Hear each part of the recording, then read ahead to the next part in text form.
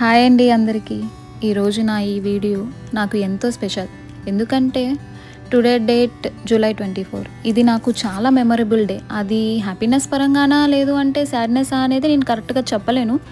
ఎందుకంటే నేను మా అమ్మా నాన్నల్ని, నేను పుట్టిన ఊరిని, కంట్రీని వదిలి దూరంగా ఒక వేరే ప్రపంచానికి వచ్చిన రోజు.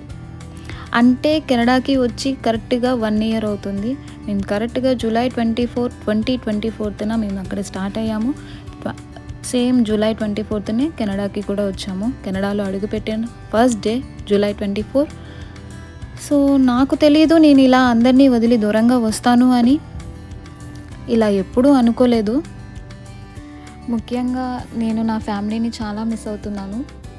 ఫ్యామిలీని మిస్ అవుతున్నాను అంటే నా హస్బెండ్ నాతోనే ఉన్నారు, నా కిడ్స్ నాతోనే ఉన్నారు. బట్ ఫ్యామిలీ మీన్స్ నా దృష్టిలో ఫ్యామిలీ అంటే మా అమ్మ నాన్న, మా అత్తయ్య గారు, మావయ్య గారు, చెల్లి, మరిది అందరూ మేమందరం కలిసి ఉంటేనే నాకు అది ఫ్యామిలీ.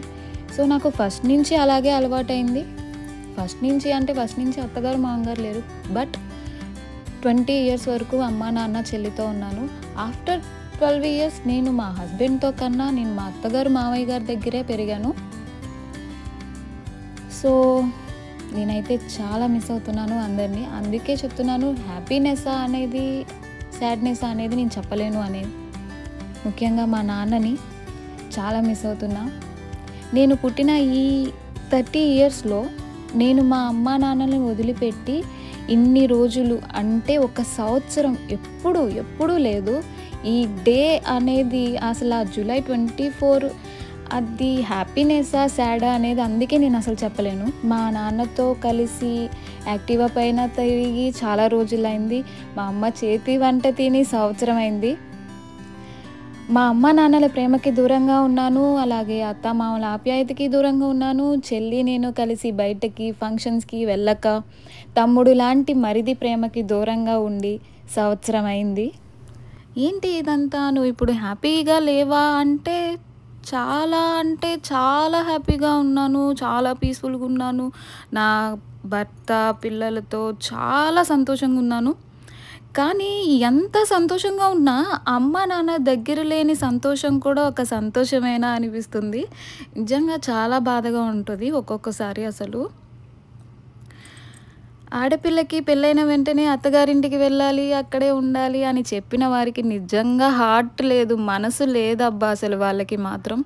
అలా చెప్పిన వాళ్ళు మగపిల్లలు లేని అమ్మా నాన్నలు పరిస్థితి ఏంటి అని ఎందుకు చెప్పలేదు అని చాలామందిని అడగాలనిపించేది, చాలాసార్లు అడగాలనిపించేది. కానీ ఎవరిని అడగాలో తెలిసేది కాదు.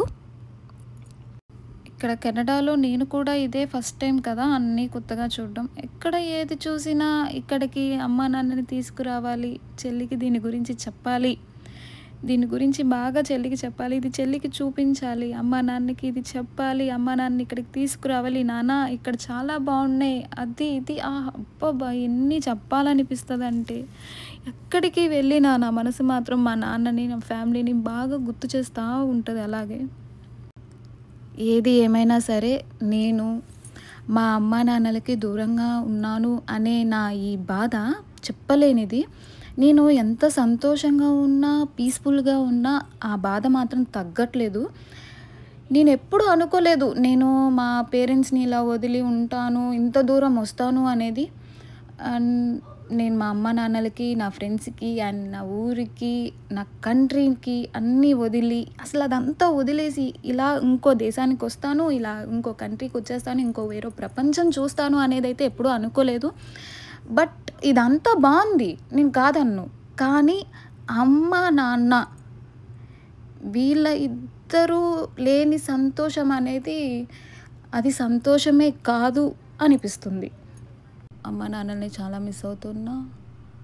అత్తయ్య గారు, మావయ్య గారు, చెల్లి, మరిది, నా బుజ్జి తల్లి లారీ అంటే మా చెల్లి వాళ్ళ పాప లహరి. నేను దాన్ని చాలా మా ఫ్రెండ్స్ని చాలా మిస్ అవుతున్నాను. సో అందుకే జూలై 24 అనేది మెమరబుల్ డే అన్నమాట. సరే కానీ ఈ సోదంతా మాకెందుకు చెప్తున్నావు? మేమెందుకు వినాలి అని అనుకుంటారేమో. ఇది సోది కాదండి.